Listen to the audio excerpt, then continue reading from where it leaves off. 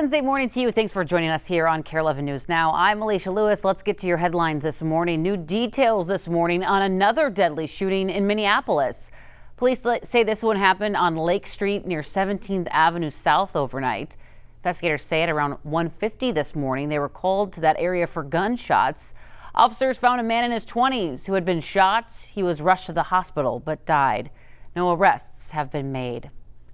We'll look from Duluth this morning, where the haze from nearby wildfires can be seen over the city and Lake Superior. At least 140 structures have already burned to the ground.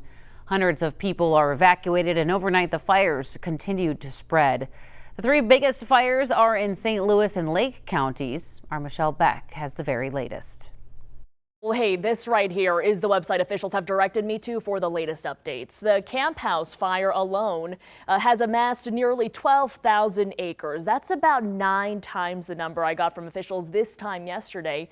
The problem here is that none of it is contained. So what started Sunday has proven to be tough to fight, and the incident command system says it's due to erratic fire behavior. Late last night, the St. Louis County Sheriff said 144 structures are now destroyed. Besides the Camp House fire, 2 other fires are wreaking havoc in the same area. They're called Jenkins Creek, nearing 7,000 acres in size, and Munger Shaw, at least 1,000 acres. Officials say 200 people have been forced to evacuate. That includes Jeff Conklin here and his 2 dogs.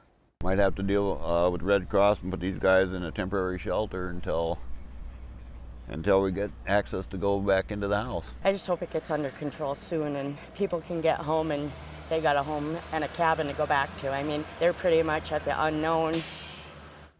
So our Ben Derry is telling us that it is still very hot and dry. Luckily, though, there is no red flag warning in Minnesota right now. Back to you.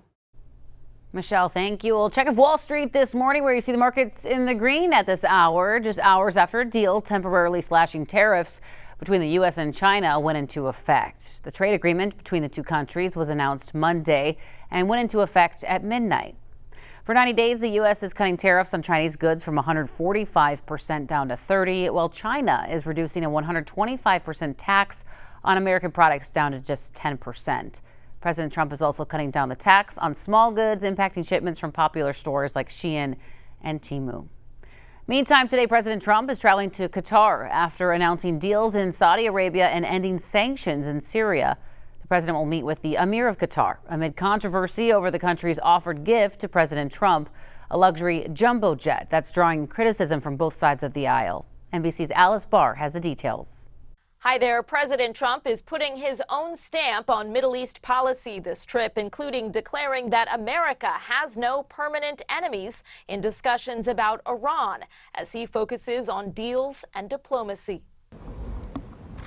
President Trump meeting with leaders from the Gulf Cooperation Council in Saudi Arabia this morning as he works to strengthen business ties with the region's wealthy states. On Tuesday, announcing the Saudis are set to buy $142 billion worth of American military equipment, part of a promised $600 billion investment in the U.S. We've launched the golden age of America. The golden age of the Middle East can proceed right alongside of us. President Trump pushing Iran to abandon its nuclear program while ending sanctions against Syria's new government. In order to give them a chance at greatness. At the urging of Saudi Arabia's Crown Prince. Oh, what I do for the Crown Prince. Hanging over the trip, major real estate projects the Trump organization led by the president's sons is developing in the countries he's visiting, including Qatar, where he's headed next, with controversy brewing over the Qatari government's not yet finalized offer of a luxury jet gifted to the Pentagon to serve as Air Force One, then transfer to the Trump Presidential Library at the end of his term. I thought it was a beautiful gesture. Now, there are those that say we shouldn't be accepting gifts to the Defense Department, and I would say only a stupid person would say that. A growing number of Republicans raising concerns about accepting a $400 million foreign gift and the costly upgrades needed for national security. There are lots of issues around that I think will attract very serious questions if and when it happens. The Senate's top Democrat vowing to put a hold on all judicial nominees until the Attorney General testifies about the gift's legal questions. President Trump's decision to lift Syrian sanctions and meet with its president, a former al-Qaeda member who left the group and has been working to moderate his image. It's not his only break with previous administrations this trip. In a speech, he denounced past interventions in the Middle East, saying the people there should decide their own future. In Washington, I'm Alice Barr. Back to you. Well, this morning, a man is behind bars charged in a sexual assault on a Maple Grove running trail. It happened in January in the Medicine Lake Regional Trail near an underpass over I-94. Jordan Yanush is now charged with 3 felonies. According to the charges, he attacked a woman from behind, forced her to the ground, and threatened to kill her. Police say Yanush was charged in a similar assault in the area last September. He told police he wasn't there on the day of the attack in January, but police say phone records and DNA show otherwise. Well, at the state capitol right now, Governor Walz and legislative leaders are still trying to strike a deal on global budget targets, a critical step toward getting the budget done by Monday's big deadline. Still no deal, though, after 3 days of hours-long negotiations. I can say that it has been very productive. It's moving. I will still say the tone of these are really encouraging, respectful differences, ideological differences still working. Now, the governor and legislative leaders have not released many details, saying that they do not want to jeopardize their talks. The final numbers will guide the House and Senate as they're finalizing their bills. A live look from Vatican this morning as Pope Leo XIV prepares for his inauguration mass this weekend. Back here at home, though, the Basilica of St. Mary is going to be celebrating the new pope in just a few hours. The church is holding a mass of Thanksgiving at noon.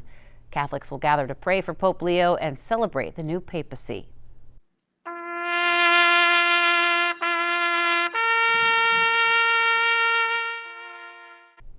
A candlelight vigil last night in front of the U.S. Capitol, honoring hundreds of police officers killed in the line of duty this year.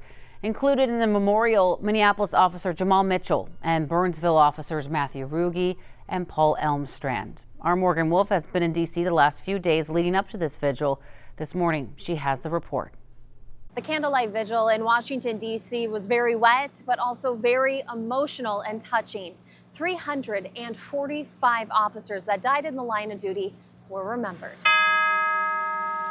As the bells echo in the night sky, they speak not only of loss, but of love. From the state of Minnesota. The names read at the vigil have been etched into history on the fallen law enforcement memorial wall. Burnsville Sergeant Adam Medlicott and Deputy Chief Smith feel the heaviness of the week centered around honoring Officer Paul Elmstrand and Matthew Ruge. Yeah, there's a lot of ups and downs, but I think we're moving in the right direction. Paul H. Elmstrand. Matthew H. Ruge. They stand together in grief and in pride alongside their brothers and sisters in Minneapolis uniforms. He was just a good guy. There's not a day that passes where Chief Brian O'Hara does not think about Officer Jamal Mitchell. A ceremony rooted in tradition, reflecting an unbreakable bond between a nation and those who swore to protect it. But it's most important once the ceremonies are over, once the bagpipes have stopped playing, it's most important day in and day out that we continue to be present for his family, for his kids, so that they know their dad will never be forgotten. More than 200 officers and their families from Minneapolis and Burnsville are here in Washington right now. They will be going to a wreath-laying ceremony tomorrow at the National Memorial. In Washington, D.C., I'm Morgan Wolf for KARE 11 News. I want to thank Morgan Wolf and photojournalist David Peterlins for that report. Well, hey, 99 days until the Great Minnesota Get-Together. It's right around the corner. And tonight, big changes could be coming to where you park. The Falcon Heights City Council set to vote on paid street parking around the fairgrounds. They're proposing a $25 a day charge on spots that would normally be free for the 12-day stretch. They say this could bring in up to $200,000 for the city. Let's talk T-Wolves now, preparing to take down the Warriors in Game 5 of the conference semifinals tonight. Tip-off is at 8:30 for the Target Center. If they can pull off a W tonight, they're on the Western Conference Finals, and our Audrey Russo's at Target Center with a look ahead. This is the game that Timberwolves fans have been waiting for, with the roster that fans believe can get the job done. Game 5 will tip off at 8:30 tonight here at Target Center against a diminished Golden State Warriors. And I say diminished because last night the Warriors officially ruled Steph Curry out for Game 5. ESPN is reporting his hamstring injury will be reevaluated today, but the Warriors will have to do without him tonight. The Timberwolves are focusing on their own star shooters. During Game 4, Julius Randle and Anthony Edwards both scored 30 points or more, the first franchise duo to do so since 2004's KG and Sam Cassell. And these numbers have got the fans excited. Talk about what you need to see from the crowd at home. Just a lot of energy. I know they're ready for the series to be over. Just have a bunch of energy. The Timberwolves posting that hype video on X. And if ticket sales are any indication, then the fans are answering the call. The cheapest seats that I could find were for about $92 up in the nosebleeds. From there, it only goes up, with some courtside spots selling for $9,800. Tip-off is at 8:30 again, and you're going to want to get down here early because not only are there not a ton of seats left, meaning there's going to be a lot of folks downtown, there's also going to be people watching at different bars, different watch parties, all cheering the Timberwolves on. So again, you want to make sure you get here early to find parking. Back to you. And Audrey's going to be there getting reaction from fans after they win, of course, and we'll have the latest tomorrow on Sunrise. Well, hey, stick with us. More news and weather coming up after the break.